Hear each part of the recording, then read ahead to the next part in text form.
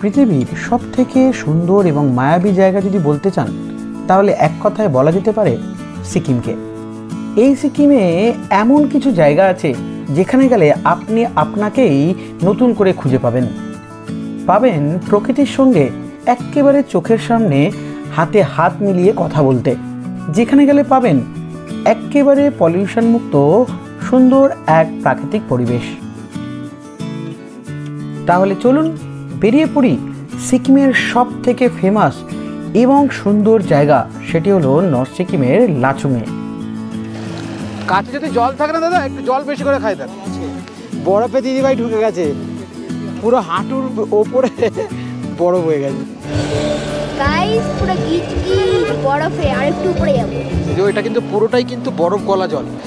এই দেখো, এই যে অলরেডি ফুলের বেশ থোকা হয়ে বেরিয়েছে। আজকে মোটামুটি 9টা 9:30 বাজবে গ্যাংটক যেতে। দেখো এই কিতনা कर कहता ना वो ये 100 ml का गिलास में। যারা এর আগে নর্থ সিকিমের পর্বগুলো দেখেননি, অনুরোধ রইল নিচে ডেসক্রিপশন বক্সে আমি কিন্তু লিঙ্কগুলো দিয়ে রেখেছি। যারা মনে করবেন একটু আগের পর্বগুলো দেখার প্রয়োজন আছে তারা ওই লিঙ্ক ক্লিক করে দেখে নিতে পারেন।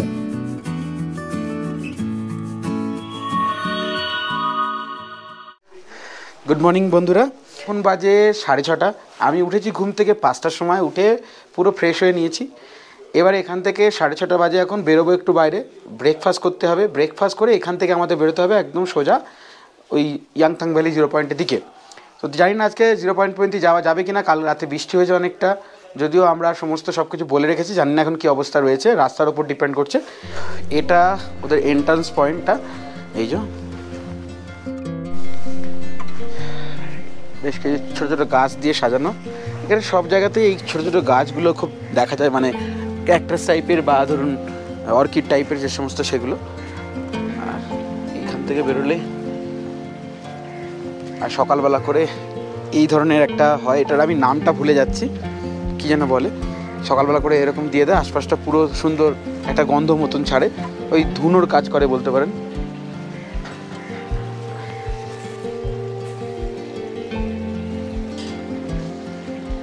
এই যে দিকটা দেখুন পাহাড়টা,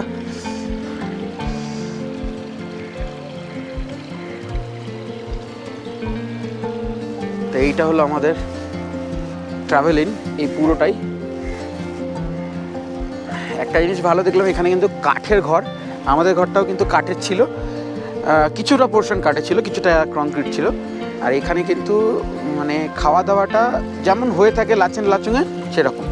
একটা জিনিস বলে রাখি, মানে যে কোনো নর্থ সিকিম ট্যুরের কিন্তু প্রথম যেটা সবার মাথায় রাখতে হয়, অনেক বড় মানে ট্রাভেল করতে হয়, সেটা কিন্তু কষ্ট সাপেক্ষ, যার ফলে কিন্তু শরীরটা কিন্তু আগের থেকে প্রিপেয়ার্ড হতে হয়।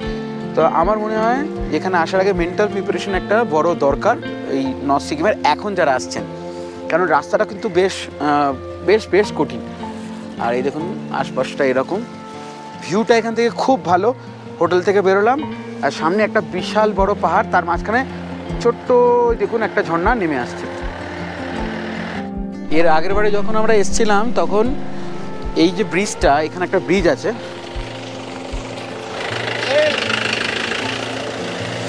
যখন আমরা যাচ্ছিলাম এখানকার সব ড্রাইভাররা কিন্তু বেশ ভালো।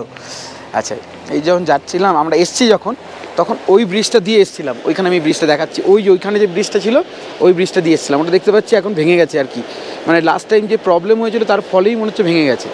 আর তারপরে দেখছি এইখানটায় একটা জিনিস তৈরি হয়েছে, আর এই একটা ব্রিজ তৈরি হচ্ছে বেশ ভালো, বেশ বড় সড়ো মোটা ব্রিজ তৈরি হচ্ছে কংক্রিটের।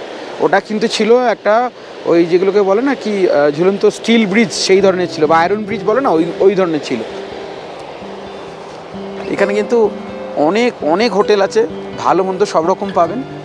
আর এই দেখুন রডোডেনড্রন কেমনভাবে ফুটে রয়েছে একবার দেখুন। এখানে বেশ কিছু ঘরেতেই এই রডোডেনড্রন দেখতে পাবেন। আমরা যেখানে যাব আজকে ইয়াংথাং ভ্যালি যাওয়ার আগেই ভর্তি এই রডোডেনড্রন গাছ পাবো।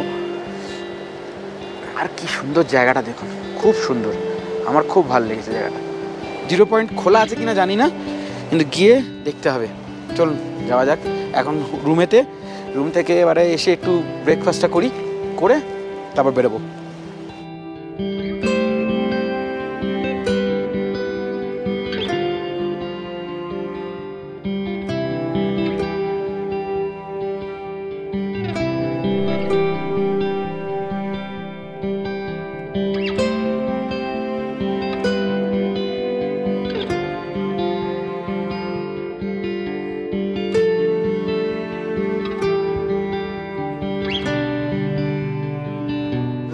অ্যাজ ইউজুয়াল যেরকম হয়ে থাকে সব জায়গাতে, মানে নর্থ সিকিমের দুই জায়গাতেই লাচুংয়ে ব্রেকফাস্টের মধ্যে আছে এই ব্রেড আর জ্যাম, আর আমাদের লাল চা নিয়েছি, কারণ দুধ চা খেলে একটু গ্যাসের সমস্যা হচ্ছে, তাই দুধ চা খাচ্ছি না।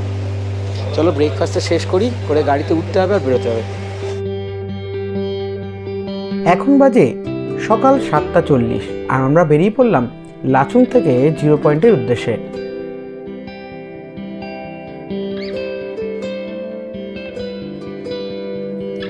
কিছু দূর এগোতেই আস্তে আস্তে আশপাশের সমস্ত ঘরবাড়ি কিন্তু মুছতে শুরু করলো।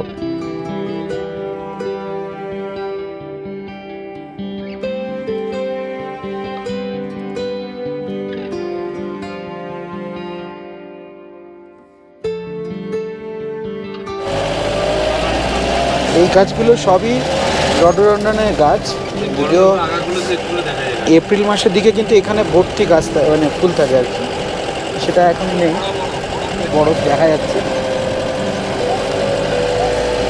প্রকৃতির হাতছানি আর এই প্রাকৃতিক দৃশ্য, এই দুয়ে মিলিয়ে আমাদের যেন আরও টানছে 0 পয়েন্ট ইয়াংথাং ভ্যালির দিকে। এখানে একটি হট স্প্রিংও রয়েছে, আপনারা চাইলে ঠিক এই জায়গা থেকে নেমে কিছুটা পায়ে হেঁটে আপনারা কিন্তু হট স্প্রিং দেখতে যেতে পারেন।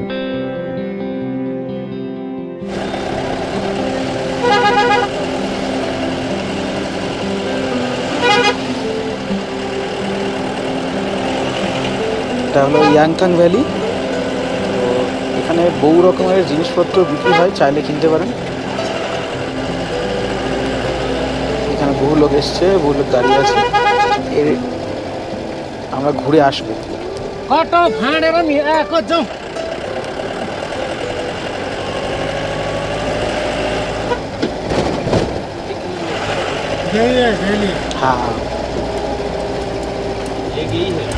হ্যাঁ, ইয়াংথাং ভ্যালি এটাই আছে। আপনারা যে নর্থ সিকিমের প্ল্যান করবেন তার কিন্তু টোটাল প্যাকেজে হয়ে থাকে, আর সেই প্যাকেজের মধ্যে কিন্তু ইয়াংথাং ভ্যালি ইনক্লুডিং থাকে।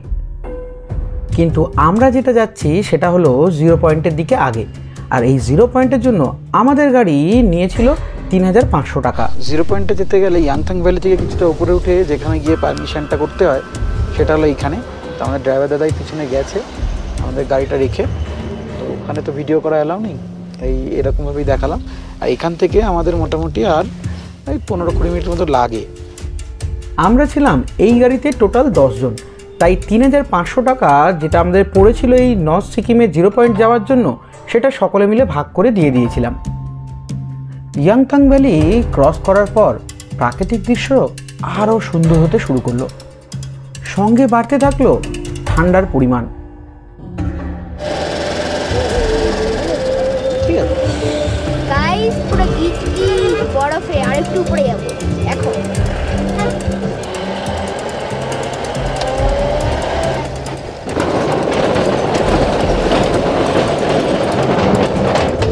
ভালো বড়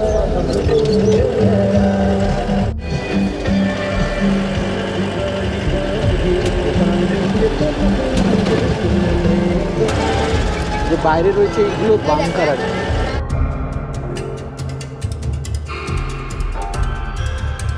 প্রায় 2 ঘন্টা ধরে জার্নি করতে করতে আমরা অবশেষে এসে পৌঁছলাম 0 পয়েন্টে।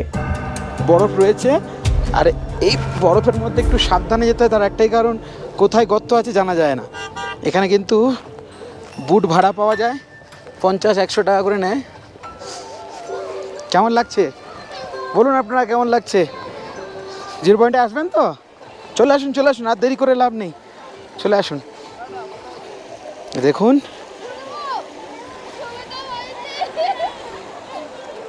এখানে হলো নিচ থেকে জল বয়ে যাচ্ছে আর উপরে শক্ত বরফ। ভুল হলে নিচে ঢুকে যেতে পারি। এই দেখুন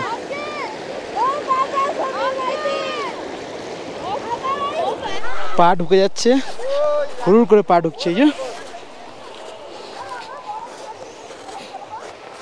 এর মধ্যেই হাঁটা, পুরোটাই বরফ, কিন্তু বেশ মোটা বরফ আছে।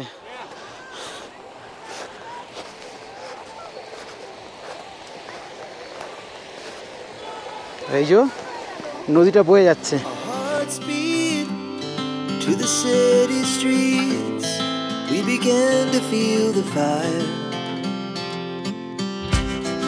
We rise like tall buildings as the chemicals they take us higher. The night's young. বরফে দিদিভাই ঢুকে গেছে, পুরো হাঁটুর ওপরে বরফ হয়ে গেছে। হ্যাঁ বুঝতে পেরেছি,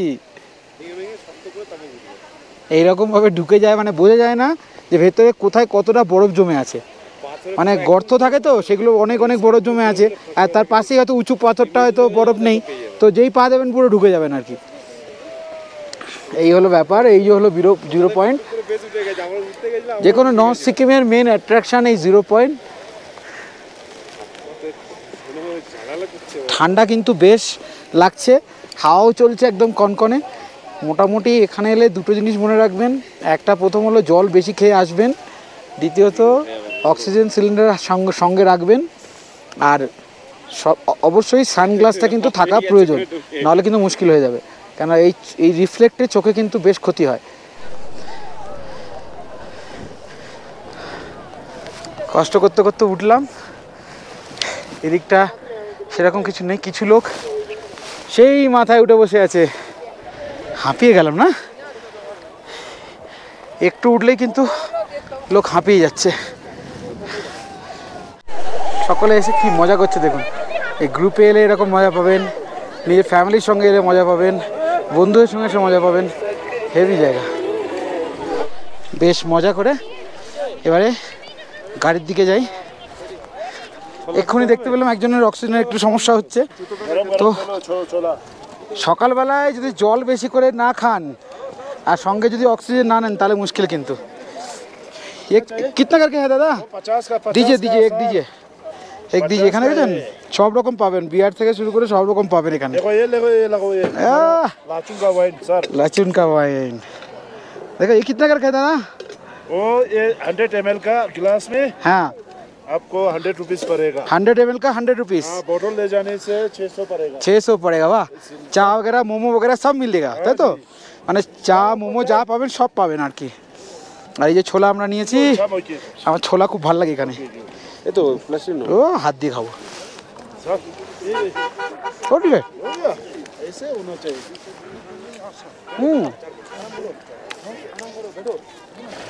কাছে যদি জল থাকে না দাদা, একটু জল বেশি করে খাই দেন, জল বেশি করে খাওয়ান। গাড়িতে বসে যান, গাড়িতে বসেই যান। এতবার এসেছি, আমার কোনোবারে কিন্তু অসুবিধা হয়নি। আর দেখুন আমাদের ফ্ল্যাগ হচ্ছে, আর সঙ্গে নিয়েছি 1 প্লেট মোমো। এই যে 1 প্লেট মোমো হলো 100 টাকা। খাচ্ছি দেখি, দারুন তো, দেখি আমিও খাই কেমন লাগে দেখি। ঠিক আছে, যাই বলেন পাহাড়ে মোমো আর ছোলা সুপার, চাটনিটা বেশ ঝাল। একটা অদ্ভুত ব্যাপার হলো এইদিকে কিন্তু কোনো বরফ নেই, আর ঠিক উল্টো দিকে হিউজ বরফ। এবারে এখান থেকে বেরোবো, ঠান্ডা এখন কিন্তু খুব একটা লাগছে না, আর অক্সিজেনের কোনো ঘাটতি আমার তো মনে হয়নি। এবার বেরোবো, চলুন যাওয়া যাক। বেরিয়ে পড়লাম 0 পয়েন্ট থেকে, আর এই বরফ আর বরফ, বরফ আর বরফ, এই যে এদিকেও পুরো বরফ। ঠান্ডা এখন একটু কম লাগছে, রোদ্দুরটা বেশ উঠেছে, একদম মানে চকচকে রোদ্দুর যেটাকে বলে আর কি, হেভি লাগছিল।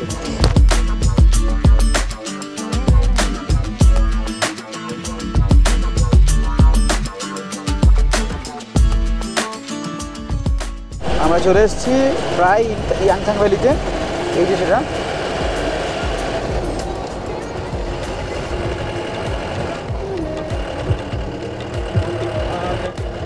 ও গাড়ি পার্কিং করে দিল। ওপরে অলরেডি পুরো মেঘ করে রয়েছে, যে কোনো মুহূর্তে বৃষ্টি এসে যাবে আবার। আর দেখুন সব ফ্ল্যাগ, পুরো ফ্ল্যাগ কতগুলো একসঙ্গে উঠছে, হেভি লাগছে।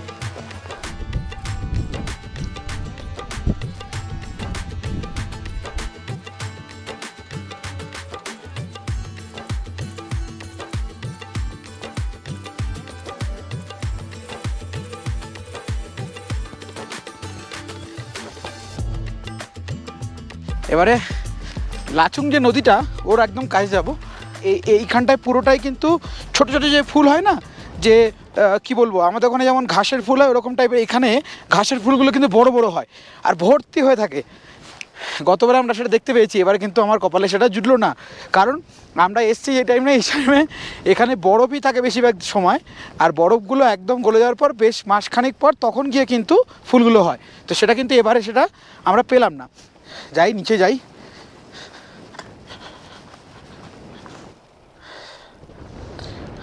কেমন জোরে হাওয়া চলছে বুঝতে পারছেন তো, বেশ হাওয়ার আওয়াজ কিন্তু আসছে। সব এই যে গাছগুলো হচ্ছে, এই যে গাছ, এই গাছগুলো হচ্ছে, এইগুলো থেকেই ফুলগুলো বেরোবে আর কি, একদম ছোট্ট ছোট্ট। এই দেখুন দেখা যাচ্ছে, এইরকম ছোটো ছোটো সব ফুল হচ্ছে, মানে গাছগুলো বেরোচ্ছে। এবারে এই গাছগুলোই কিন্তু কদিন পরেই ফুল বেরিয়ে থাকবে, থোকা থোকা থোকা থোকা করে ফুল হয়ে থাকে, হেভি লাগে। এই দেখো, এই যে অলরেডি ফুলের বেশ থোকা হয়ে বেরিয়েছে। এই হলো নদীটা।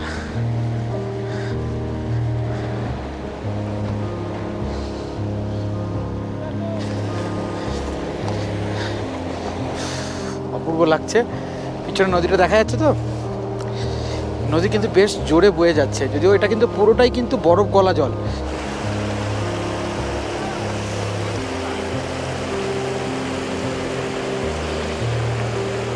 এবারে আমরা ফিরতে শুরু করলাম লাচুংয়ের আমাদের যে হোটেল সেখানে, কারণ সেখানেই আজকে আমাদের দুপুরে লাঞ্চ হবে।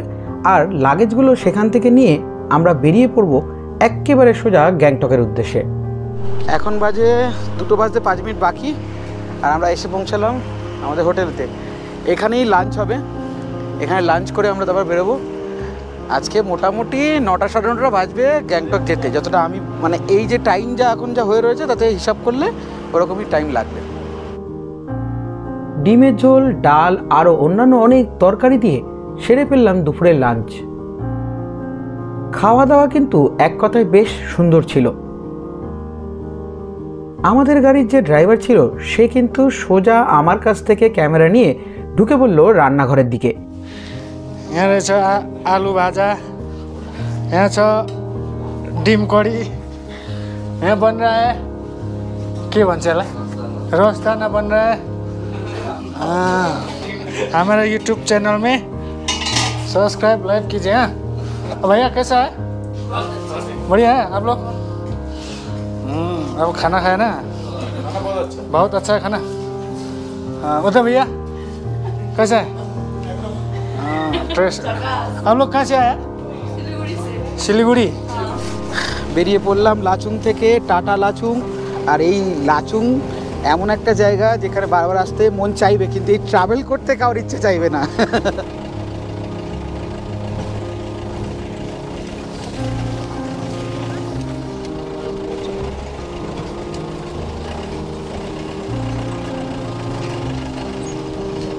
চলে এলাম আমরা ভীম ফলসে। যার নাম ভীম ফলস তারই নাম কিন্তু অমিতাভ বচ্চন ওয়াটারফলস। জায়গাটা এমন যে এখানে কিন্তু কিছুক্ষণ সময় লাগবে, মানে দাঁড়িয়ে পুরোটা দেখতে। যতগুলো ঝর্ণা দেখলাম এখনো পর্যন্ত, মানে 7 সিস্টার ওয়াটারফলের থেকেও কিন্তু এটা দেখতে ভালো।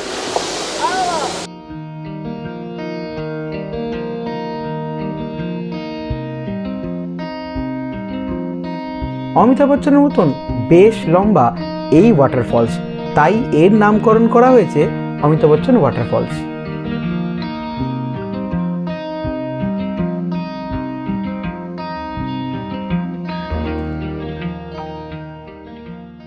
Anywhere you go, you belong.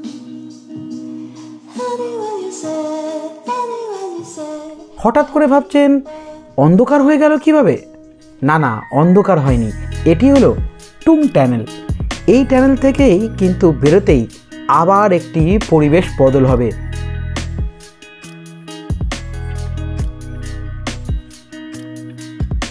টুং টানেল ক্রস করার পর আগে যেটা দেখা যেত টুং ব্রিজটা, সেটির বর্তমান অবস্থা কেমন আছে সেটা আপনারা একবার নিজের চোখেই দেখে নেন। পুরো ভেঙে চলে গেছে। হ্যাঁ, এটা এই রাস্তাটা বন্ধ ছিল।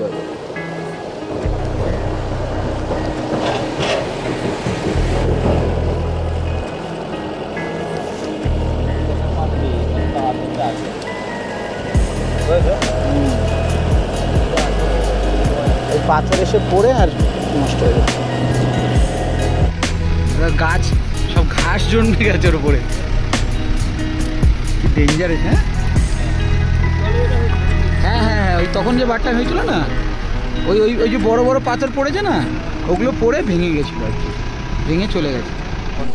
এইবারে একটু মনটা শক্ত করে বসুন টিভির সামনে বা মোবাইলের সামনে, কারণ আপনার চোখের সামনে আসবে বেশ ভয়াবহ যে নাগা ওয়াটারফলের আশপাশটা যে ভেঙে গেছিল তার কিছু চিত্র। একটা মানুষ শুয়ে গেছে ওর ওখানে, এটা এদিকে হেলে গেছে, যেরকম যেরকম গেছে আর কি। প্রকৃতি যে কতটা ভয়ঙ্কর হতে পারে তা এখানে না এলে বুঝতেই পারবেন না।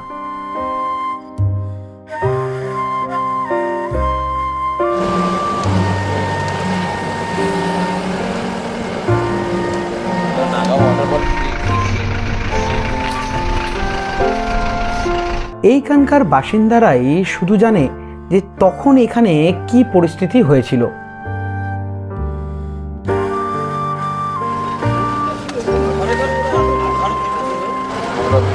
ঠিক আছে বাবু, এক অসম্ভব সত্যিকে চোখের সামনে দেখে মানে কি বলবো, রীতিমতো চোখ থেকে জল বেরোনোর মতো অবস্থা। মানে যা ঘরের যা অবস্থা আর এখানে রাস্তাগুলোর যা অবস্থা, মানে যারা এই অঞ্চলগুলো থেকে আগে গেছে, দেখে গেছে, তারা যদি এখন এইগুলো এসে দেখে তারা সহ্য করতে পারবে না, এরকম ব্যাপার।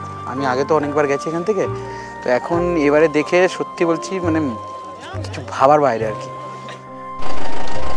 লম্বা জাম লেগে গেছে, একদম লম্বা, একদম সেই ওই মাথা থেকে পুরো টানা। আর এই জ্যাম পেরিয়ে আমাদের বেরোতে হচ্ছে। কেন জ্যাম? কারণ এখানে একটা বড় খাড়াই আছে, বৃষ্টি হয়েছে, কাদা কাদা হয়ে গেছে, উঠতে গেলে একটা একটা করে গাড়ি উঠছে, আর একটা পরে আমাদের পালা। জাগলিং করছে, মনে হচ্ছে লাফাচ্ছে গাড়িটা। এইবারে আমাদের গাড়ির পালা। জায়গাটা পড়ে উঠছে। पकड़ के रहो।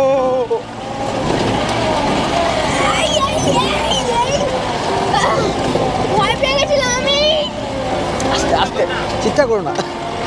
বুকটা ব্যথা করছে বাবা।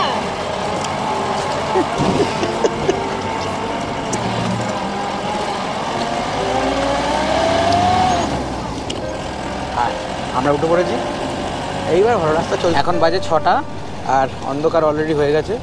এই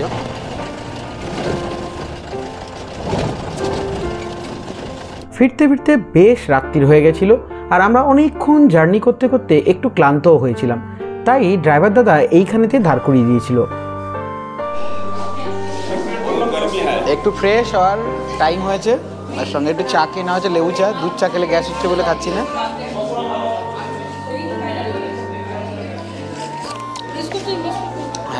তুমি খাবে? চা খাবে? তার নিয়ে আসলো না? কি ছেলে রে বাবা, তখন বলতে ভুলে গেছি। বা তখন বলতে ভুলে গেছি।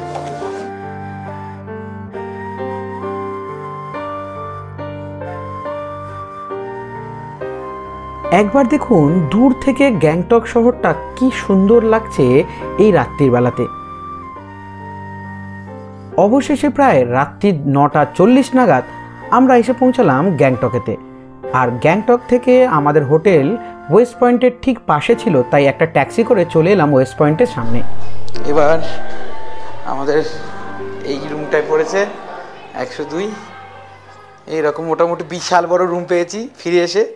এই দুটো এখানে 3 জন তো থাকা যাবে, এখানেও 3 জন থাকা যাবে। বেশ সুন্দর, বেশ গোছানো আছে। আর এই যে সোফা আছে, একটা বড় আয়না রয়েছে, আর একটা টি টেবিল রয়েছে, টিভি, সেট টপ বক্স সবই রয়েছে। বাথরুমটা অনেক বড়, অনেক বড় সড়ো। কোমোড আছে ওয়েস্টার্ন স্টাইলের, একটা বেসিন রয়েছে, গিজার সবসময় অন করে রাখা যায়। এখানে আপনার ইচ্ছা অনুযায়ী, এরা ওদের কাছে কোনো কন্ট্রোল নেই। আপনার এখান থেকে যদি ইংলিশ কিছু প্রবলেম হয় এখানটা কোমরটা উঠিয়ে বাংলা বসে নিতে পারো।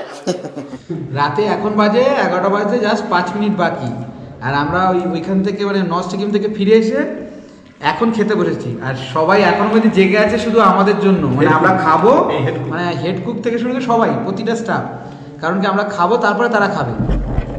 এই দেখুন কি আছে রাতেবেলা। আমি এমনি কিছু অনেক কিছু দিচ্ছিল, আমি বারণ করলাম। ডাল বলেছি, একটু মানে আলু ভাজা বা চিপস বলতে পারেন, সঙ্গে মাংসের ঝোল, আর কিচ্ছু নেবো না।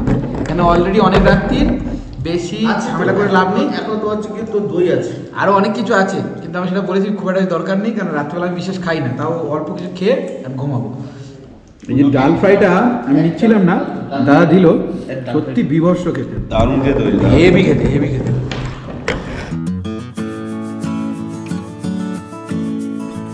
আজকেকার মতন গুড নাইট বন্ধুরা, দেখা হচ্ছে আগামী পর্বতে গ্যাংটকের রোপওয়ের সম্বন্ধে সমস্ত তথ্য নিয়ে। আর বন্ধুরা, যদি এই পুরো পর্বটি ভালো লেগে থাকে তাহলে আমার সঙ্গে থাকবেন। অবশ্যই চ্যানেলটি যদি সাবস্ক্রাইব না করে থাকেন তাহলে অনুরোধ রইল চ্যানেলটিকে সাবস্ক্রাইব করে আমার পাশে থাকুন। আর এই ধরনের আরও পর্ব পাওয়ার জন্য অবশ্যই চ্যানেলটি সাবস্ক্রাইব করার পর পাশে বেল বাটনটি প্রেস করে অল করতে কিন্তু একদমই ভুলবেন না। আর সবশেষে বন্ধুরা, প্লিজ যদি ভিডিওটা ভালো লেগে থাকে একটি লাইক অবশ্যই করে দেবেন এবং বন্ধুদের মধ্যে শেয়ার করে অন্যদেরও দেখার সুযোগ করে দেবেন। দেখা হচ্ছে পরের পর্বতে, ততক্ষণের জন্য টাটা, গুড বাই, সকলে ভালো থাকবেন, সুস্থ থাকবেন।